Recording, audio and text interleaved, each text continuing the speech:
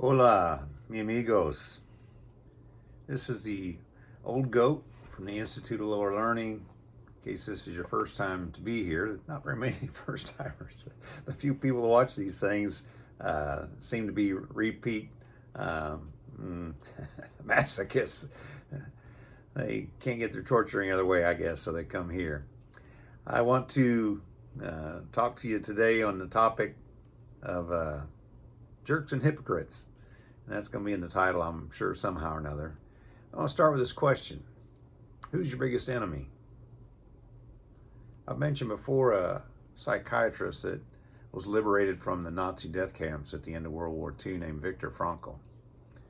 And somewhere along the line, maybe before he even wound up in one of those camps, Viktor Frankl realized that his biggest enemy was not those who outwardly and externally oppose him, so much so that in referencing the conduct of the guards in the concentration camp, death camp, and it may have been both, it may have been just one or the other, forgive me for my ignorance on that detail, but he realized that regardless what those very malicious, evil people imposed on him, the biggest danger to him was his own reaction, what he allowed himself to think about the world, about himself, and about those around him. And he realized that only he could destroy his own character, and his character was of value to him. So with that thought in mind, I want to ask you this additional question. How well do you know the hidden you? We could all write a book, an autobiography on our ideas and our behavior, our experiences, but there are parts of us that are often referred to by different terms. The id, in modern psychology, the ego, superego, and the ego, we're all kind of familiar with that idea. And I don't remember the technical stuff from my high school psychology where I was introduced to the idea of the ego, the superego, the id, and there was another component. I don't remember what it was. It might have been the body. I'm not sure. But at any rate, it's pretty widely known that we have an unconscious mind. We have an unconscious something, and I think it's more than just a component of the function of our brain, or more than a function of our muscle memory, our experience, our repetition, our habits that we've established. There's a part of self that's just hard to know. And I want to address that part of us today as we consider the question, are you a hypocrite or just a real jerk? And hang on, because I got some good news. And if you're one of those people who doesn't like some of my stuff because I'm spiritually oriented to some degree, and by that I do not mean religiously oriented. I hate churchianity, hate denominationalism of all stripes. There's no person I hate, but I hate the way that our adversary has corrupted the systems we build to foment, ostensibly foment, maybe not really foment, the good news about the Savior. So anyway, that's the spiritualism I'm going to get in this video, I believe. So hang in there. What do you know about the hidden you regarding your motives? Do you rationalize successfully? Are you able to still your conscience? Are you able to put it to rest with, well, this was what had to happen. This was the best course of action. Or are you in touch with the reality that your motives are mixed just like everybody else? At best, they're mixed. Sometimes our motives are just purely selfishly evil. And if they're purely selfish, they're purely evil. Because that makes us the God of our own life. And you'll see in a practical way, if you'll listen closely to what I'm about to say, you'll see in a practical way that that's not a good way to live. It's not a safe way to live. It's a destructive, purposeless, debauched way to live. It'll result in debauchery anyway. So when it comes to our motives, we've got to realize that, and here's a way that I've put it before, and I won't tell you where the source of this inspiration was, but this came to my mind years and years ago, decades ago. The mind excuses. I've talked a lot about the difference between a reason and excuse. But the mind claims that it's an excuse. Sometimes it's just a reason. There's a reason for everything you and I do. Doesn't always excuse us. Doesn't always get us off the hook. Doesn't always get us declared not guilty. But the mind excuses what the heart chooses. Do you believe everything that your mind says about why what you did was right? That's a foolish, simplistic way to live and to believe and to think. So let's move on. What are your desires? Are you integrating those, or are they disintegrating you? You know, all of us have a number of instincts and desires and aspirations that we're born with. And then our experience shapes and molds and reorders those things.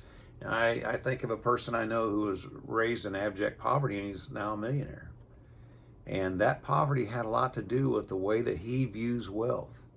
And unfortunately, it also has a lot to do with the way that he prioritizes the desires of his life, the priorities of his life.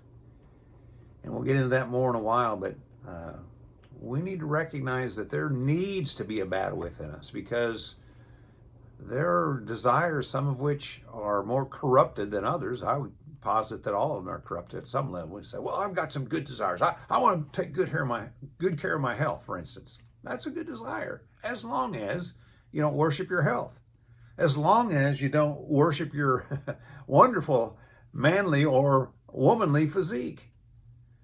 So, you know, a real simple illustration of this disintegration of desires is, well, am I going to go to the gym today, or am I going to eat that second piece of, 7-layer cake or whatever? Sometimes I really want to sleep. I learned a long time ago that if I want to eat, then I got to say no to my desire to sleep, and I got to get up and I've got to go to work. So there's got all kinds of mix going on there in regards to my desires. But the bottom line is, we need to determine when our desires are disintegrating our life and when they're beginning to move together in such a way that they make us a more whole person. The next thing I've got here on my list is goals and measures. What's your definition of success? Is your definition of success really healthy? Oh, sure, every form of success pretty much comes with some perks and some advantages. But you got to be honest with yourself. You need to be honest with yourself that it also comes with some disadvantages. I said in a video recently, and this isn't original in me, but every strength is a weakness. And every weakness potentially is a strength. And a lot of what determines when those things shift from being a benefit to a loss, shift from being an asset to a liability, has to do with our desires. And I would challenge you to do this. Very practical here, sometimes. Define your view of success in a single word. One word. What's your definition? We live in a culture where I think a significant number of people would boil that definition down to the word money. There's a song I heard a number of years ago, and I don't know if it's the title or not, but the tagline of the song was "Poor, Poor Rich Man." We got a lot of poor, poor rich people in this world. Probably never been a time when it's easier to get rich. But there's probably never been a time when you could get so poor and be poverty-stricken in the very process of becoming rich. And that leads to the next thing, is intentions. Have you really considered the cost of achieving your goal, your measure of success? Acquiring money or fame or whatever it is.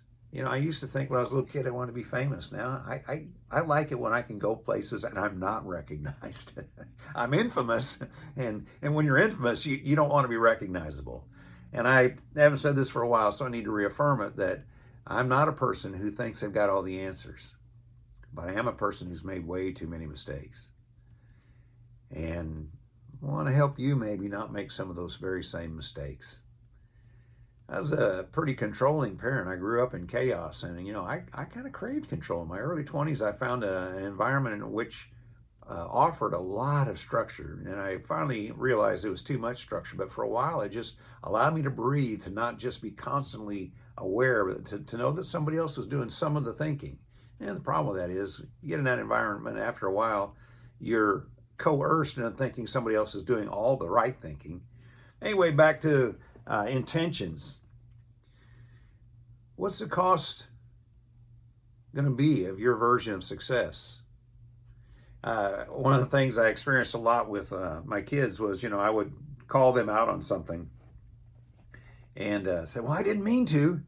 And quite often, not always, because it wasn't always appropriate, but quite often I would say, yes, I know you didn't mean to, but you didn't mean not to. You didn't guard your intentions. You went along with the crowd. You said, why not in the moment? Most of the stupid mistakes I made early in life, I made after asking myself the question or hearing the question from whatever source, why not? I don't see any immediate downside. I don't see any urgent, painful, immediate consequence. And so I thought, why not? I don't see long-term hurt out of this.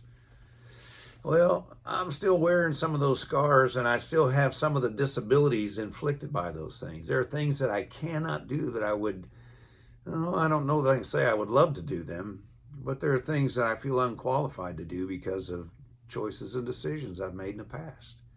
Things I've said, things I've done, things that at the time were perceived by myself and as others as being cool or cute or smart, that now when I think of them, I still have shame.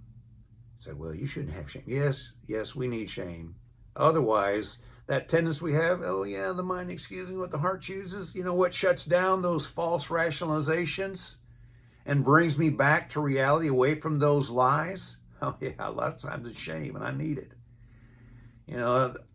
I think it's a good thing to be a humble person. My problem with being a humble person is that the way I'm wired, it seems like most of the time to be humble, I've got to be humiliated. And you know who's best at humiliating me? It's not the people that call me names. Had a conversation yesterday with a friend, and I've kind of come to the place where most of the time when somebody calls me a name, there's a little thing inside my head that says, that's right. And we're going to get to more of that in a little while. I'm not just, carving myself up, and I'm not setting myself on fire, to look more so I can be proud to be humble. But intentions are important for us to be aware of. And we need to set up boundaries on our ideas about success, boundaries on the pursuit of our own desires, recognizing that everything about us has been tainted by our corrupt humanity. You say, well, I don't believe in that. Have you ever seen a baby that was generous? I've had some babies around who are sweet. Some of my kids were they're just, little teddy bears, just huggable to the max. But none of my kids ever said, Mom, are you busy? Oh, well, I'll call you in a little while and we'll do something about this poopy diaper if you don't mind when you get done doing what you're doing. And by the way, Mom, I could really use a bottle. And Mom, a little FaceTime would be nice as well.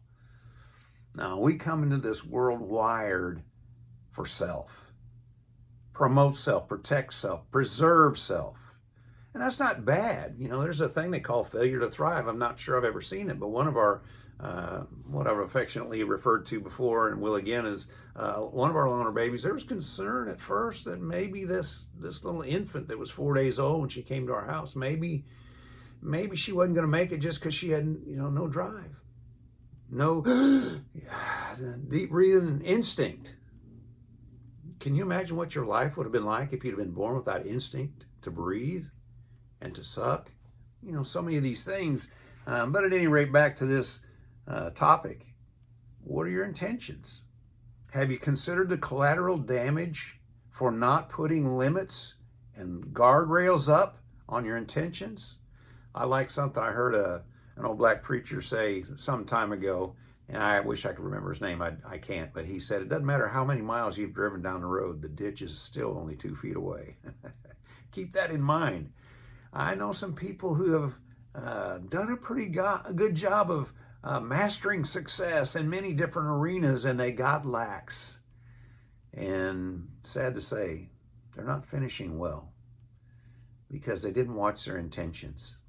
They didn't watch their goals. They didn't watch their desires. They didn't set up wise, understanding, instruction that kept them from going too far one way or the other to achieve their goals. Jerry Lewis, the comedian, who of course now is deceased, but a quote, and that's the only quote I have from Jerry Lewis, but it just rung like a bell in my head.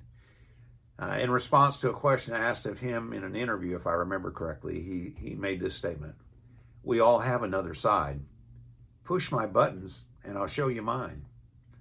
Well, some people would say that in regards to this old goat, that all the buttons on the keyboard are the buttons you push to get him to show you his other side. And I confess that I've been a pretty angry person most of my life.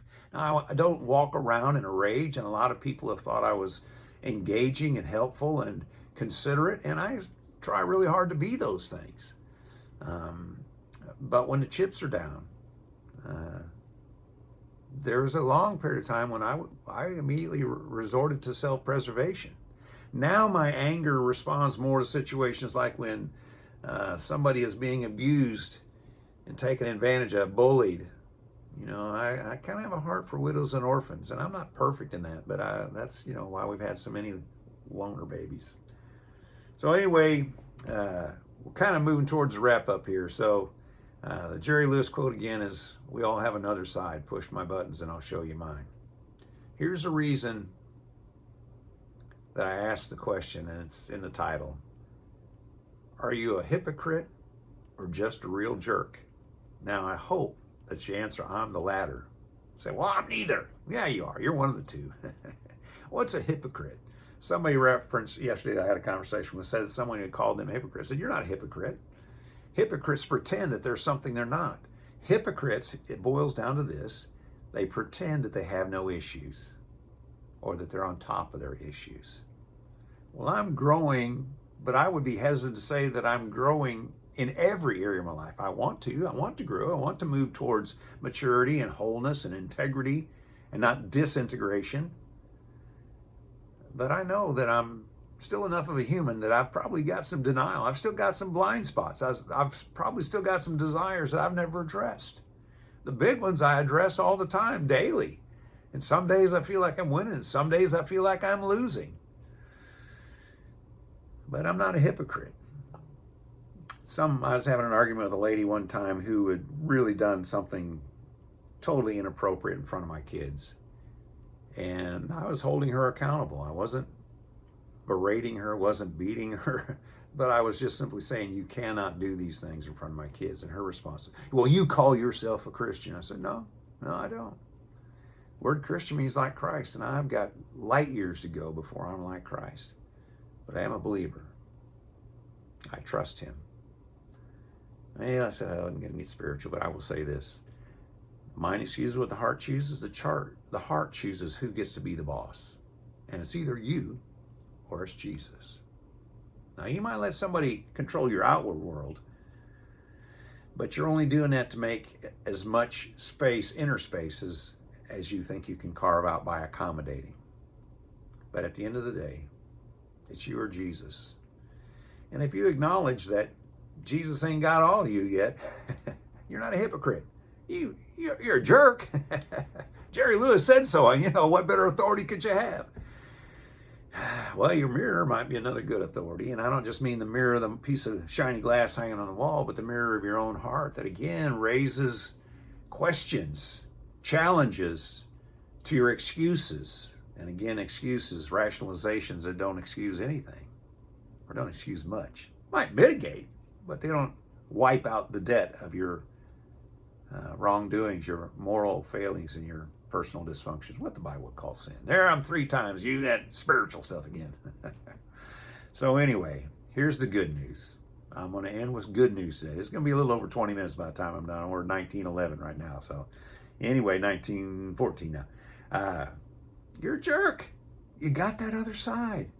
And it's not all bad. Sometimes the world needs to be confronted by the jerk in this old goat. Because sometimes somebody has got to step into the mess and win, lose, or draw, be willing to take violent, and I mean sometimes even physically violent, sometimes just emotional, sometimes just confrontational, argumentative, debative type of violence. But sometimes the world calls for warriors. But even when I do that, I don't just say, well, God made me a warrior, and so, and somebody had to, put this person in their place. Here's what I've learned the hard way. Every time I show the jerk, every time I go to war, and those aren't always on the same thing exactly, but every time that I have to get forceful, there's collateral damage. And I could tell you stories, one in particular that just rends my heart regarding one of my daughters. But anyway, the good news is if you're a jerk, there's another side. That's the tail side of the coin. There's another head side. And I don't know, when you flip the coin, I don't know which side comes up most often in your life. But hopefully as you grow and mature, the head side, the good guy side, the thoughtful, the considerate, the sacrificial, the responsible, the loving, the giving, the nurturing, the hopeful, the confident, the competent, the assurant, the inspirational side of the coin comes up. And frankly, sometimes that even comes up on the jerk side, which if you're like me, that's good news because I've spent way too much time on the jerk side. So the question again in closing is this. Are you a hypocrite? Are you pretending you don't have issues? Are you excusing, again in air quotes, excusing your issues, or are you dealing with reality? Who and what you really are, recognizing that perfection is a journey, not a destination here. Recognizing that maturity, fruitfulness, usefulness, relational capability, potential, empowerment, those things are a process. And just keep flipping the coin. Keep recognizing those places where your motives and your desires and your goals and your intentions are running askew of what's right and what's best and what you want to ultimately integrate and become one and get all those little pieces of your life together. Because if you're not intentionally doing that, then you are disintegrating. The pieces are drifting apart. And eventually, even if you're a hypocrite, those come to the surface. There's a little thing, and I'll throw this in, one more spiritual thing. I'm sorry. It's true whether you believe the Bible or not, but there's a reference to the root of bitterness. And I heard somebody reference one time that the problem with bitter seeds planted in our life, and that's our own corruption. That's what happens to us just by being in this old broken world. And that's also the betrayal that others perpetrate against us. But those seeds, those roots of bitterness, they grow up. So there's a root, then there's a shoot, and ultimately there's a fruit. And I can think of a couple of people I've known who just had the sweetest disposition and the best reputation, and butter wouldn't melt in their mouth until they reached old age and they got too tired to continue to wear the mask. That's what the word hypocrite literally means. It means under the mask. So if you're a jerk, embrace it, acknowledge it. Present it to the one who can help you change. There's object number 5 out of, on the spiritual side. But even if you don't present it to God, if you acknowledge what you are, you got a chance at change. That's one of the reasons I referenced this recently. One of my loner babies was court ordered to go to AA meetings, and I would go with that kid because he was too young to be going in there by himself. And, you address, you introduce yourself. I'm Don. And I would say I'm an addict. I'm not addicted to alcohol, not addicted to drugs. But I believe everybody's got more than one addiction, so it really didn't matter. It was good for me to confess that I am still human. I've come a long ways. Not near as far as I should have. Not near as far as I thought I would have by now. But thank God, I'm not quite the jerk I was. This jerk's a lot easier to live with than the jerk that I was in the past. And yet, given the opportunity, there's still people I would like to make amends with. And, I trust that opportunity may come, whether it's this side or the other side of the door of death. So are you real? Or are you a hypocrite? Because that's as true as asking the question, are you a hypocrite? Or are you a real jerk? If you're real, there are moments when the worst of you comes out, and it may come out with candy sweetness. The good news is, when you face who you are, you've got a chance to change. I wish you well.